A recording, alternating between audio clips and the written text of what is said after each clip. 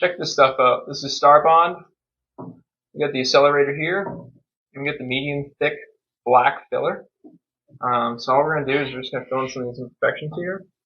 So you like to apply it with a little bit of a thin coat.